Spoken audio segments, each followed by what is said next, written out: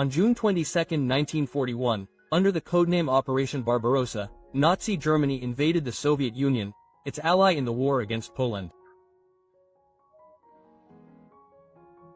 One of the first territories occupied by Nazi forces was Lithuania, one of the three Baltic states brutally annexed by Stalin. In the summer of 1940, at the time of the German invasion, 10% of Lithuania's 2.5 million inhabitants were Jewish. The Nazis, aided by local collaborators, quickly implemented their plan to exterminate the Jewish community. They deprived Jews of basic human rights, forcing them to live in ghettos, where conditions of extreme overcrowding, severe hunger, and malnutrition prevailed. In the following weeks, Jews were beaten, tortured, and subjected to mass executions by the Nazis, who forced their victims to strip before shooting them and burying them in mass graves. By the time the Red Army retook Lithuania in the summer of 1944, over 90% of the Jewish population had been exterminated. One of the main perpetrators of these crimes was Karla Jägera. Karla Jägera was born on September 20, 1988, in Schaffhausen, a German-speaking region of Switzerland. When he was 3, his family moved to Waldkirch in southwest Germany, where his father was employed as a school music teacher and conductor of the municipal orchestra.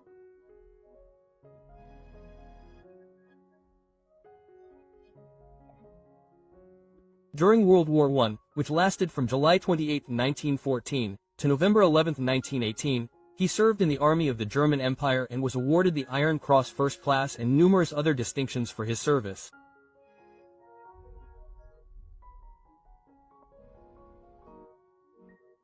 Jägera, a trained orchestra maker, married Emma Weber, the daughter of a local instrument manufacturer.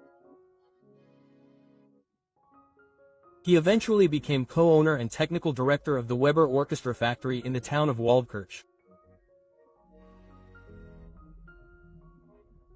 In 1923, Jägera joined the National Socialist German Workers' Party, NSDAP, and founded a local branch of the party. This earned him the nickname, Hitler of Waldkirch, among the so-called old fighters, a term used for those who joined the Nazi Party before the September 1930 parliamentary elections.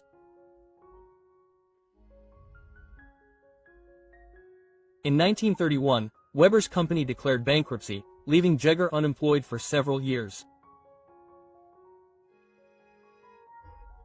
According to his own account, he refused unemployment benefits from the government of the Weimar Republic, which he openly despised.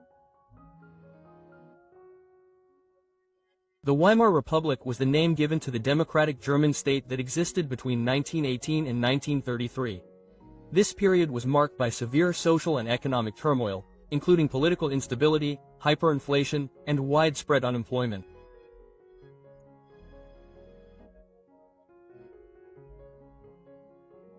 After Jägera exhausted all his savings, his wife left him, although the divorce was not officially finalized until 1940.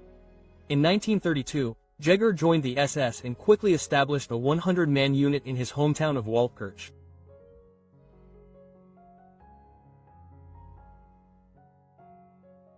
On January 30, 1933, Adolf Hitler was appointed Chancellor of Germany by President Paul von Hindenburg.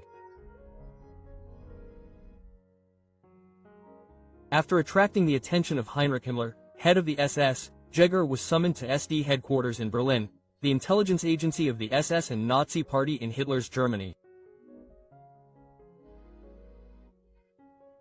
There, he completed a training course and, in 1939, was promoted to head the local SD office in Munster.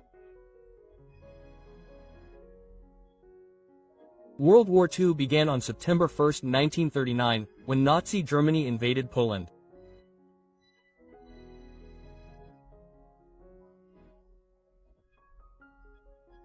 In the initial phase of the war, the Germans advanced rapidly in Europe, occupying Poland, France, and forcing the evacuation of British forces from Dunkirk in 1940. In May 1940, during the invasion of the Netherlands, Jägera was appointed commander of Onjat Commando 3, a unit within Onyad Group A, commanded by Franz Walter Stahlecker.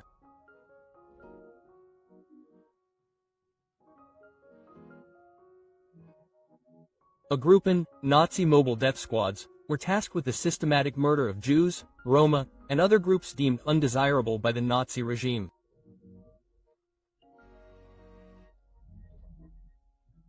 On Sunday, June 22, 1941, under the codename Operation Barbarossa, Nazi Germany invaded the Soviet Union. At the beginning of the war with the Soviet Union, Onyad Commando 3 operated in Lithuania, where Jäger played a key role in the brutal and systematic extermination of the local Jewish community. Lithuanian Jews had a rich and distinct culture, characterized by a unique dialect of the Yiddish language. Lithuanian Jews had a significant influence on various Jewish ideologies, including the labor movement, Zionism, and rational religious thought. Before World War II, the Jewish population in Lithuania numbered approximately 160,000, constituting about 7% of the total population.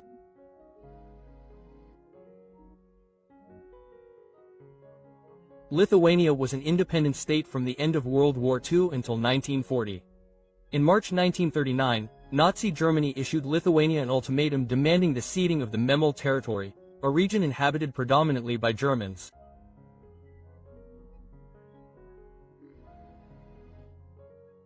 On March 21, the Lithuanian government agreed to the German terms, and the following day, the German and Lithuanian foreign ministers signed a treaty. This treaty restored Memel territory to Germany and established a non-aggression pact between the two countries. In June 1940, the Soviet Union occupied Lithuania, and in August 1940, it annexed it. By 1941, the Jewish population in Lithuania had grown to approximately 250,000, or 10% of the population, due to the influx of refugees from German-occupied Poland. Following the invasion of the Soviet Union in June 1941, Nazi forces occupied Lithuania. Shortly after arriving in Lithuania, Jäger assumed command of the ISD security police at the Lithuanian General Commissariat, headquartered in Kaunas. His office, which included translators, numbered 141 and was supported by the Lithuanian Auxiliary Police. Karla Jägera was directly involved in the first systematic mass murder of German Jews during the Holocaust.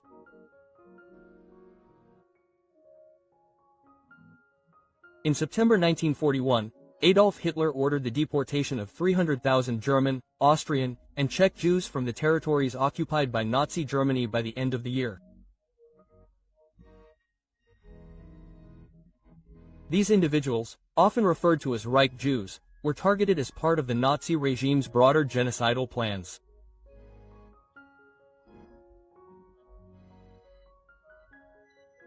Heinrich Himmler and Reinhard Heydrich, the principal architects of the Holocaust, were assigned to organize the deportations from October 15, 1941, to February 21, 1942. 59 transport trains transported approximately 58,000 people, including 5,000 Roma, from the right.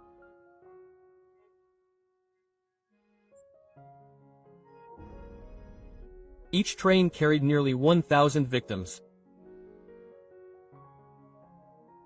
By the fall of 1941, when concentration camps already existed in Germany, construction of extermination camps was underway, but systematic mass extermination had not yet fully taken hold.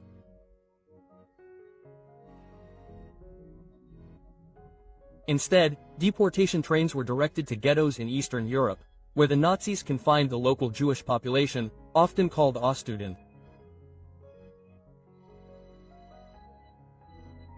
Ultimately, it was decided that 5 trains carrying German Jews would be sent to the Kaunas ghetto in German-occupied Lithuania.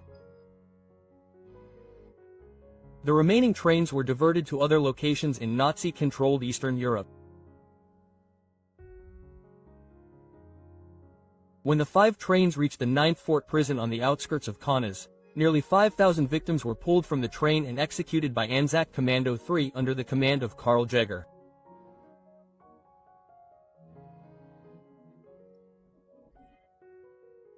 The executions took place in two separate mass executions on November 25 and 29, 1941. In the first execution, 1,159 men, 1,600 women, and 175 children were murdered. In the second, 693 men, 1,155 women, and 152 children were killed.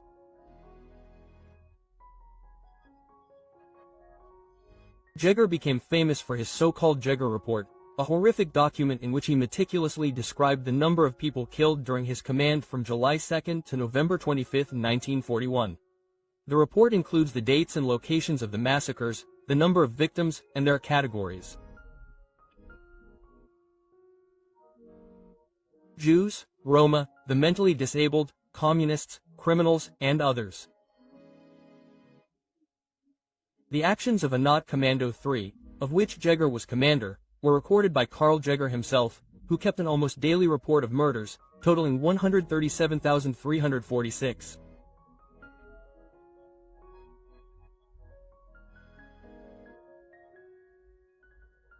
However, on February 9, 1942, in a handwritten note addressed to his superior, Franz Walter Stacker, commander of Anat Group A, Jägera updated the total number of victims to 138,272, including 136,421 Jews, 46,403 men, 5,556 women, and 34,464 children.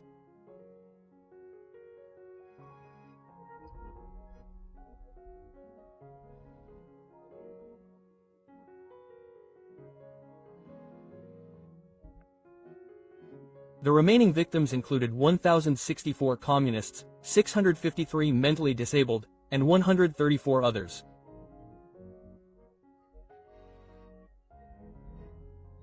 In his report, Jägera wrote, "Today I can confirm that the goal of solving the Jewish problem in Lithuania has been achieved by Anzac Commando 3. There are no more Jews in Lithuania, except for working Jews, including their families. I also wanted to liquidate these working Jews and their families, but this met with strong opposition from the civil administration and the Wehrmacht, which led to the issuance of a ban. These Jews and their families cannot be shot."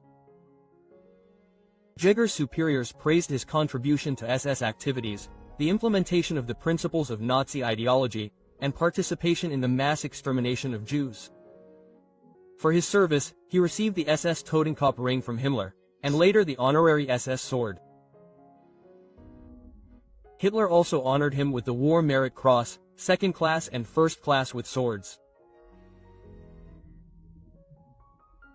After a nervous breakdown, which he suffered as a result of his participation in the mass murders, Jägera was sent back to Germany at the end of 1943. He was then appointed commander of the SD in Liberec, then part of the Czech Protectorate in Moravia.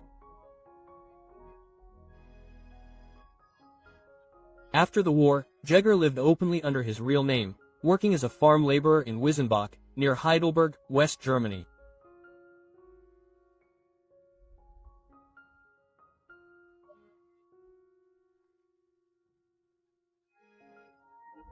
As early as 1948, he was wanted by American authorities for murder, but he was not identified or arrested until April 1959. The investigation into Jägera's activities led to the arrest of several other SS officers who operated under his command in Lithuania between 1941 and 1943. However, the man who murdered over 90,000 innocent women and children was never brought to justice for his crimes.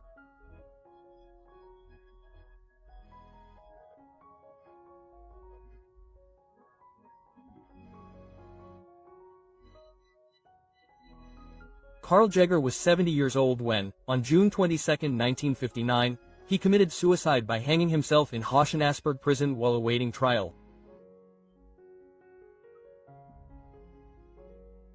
During the 3 years of Nazi occupation, nearly 200,000 Jews were murdered in Lithuania, and only a few thousand survived the war. Over 90% of Lithuania's Jewish population was murdered during this period, making this extermination was one of the most complete and tragic destructions of the Jewish community during the Holocaust.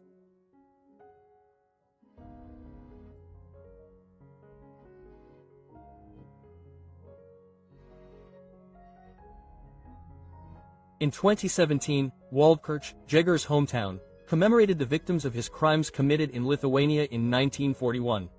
A poem by Karla poet Eva Marie Berg was placed on the monument, addressing future generations with the following words: "In pain, shame, and grief, in the face of the unimaginable, we remember here each of the 138,272 people, children, women, men, murdered, mostly Jews from Lithuania, on the orders of the citizen of Karla and his accomplices."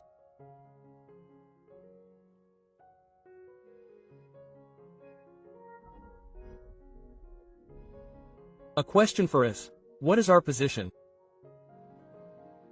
What is your position? What will you do from now on in your situation, when people are judged for their appearance, beliefs, or opinions? What will you do to oppose this with the strength you possess? Because it is you who must take action.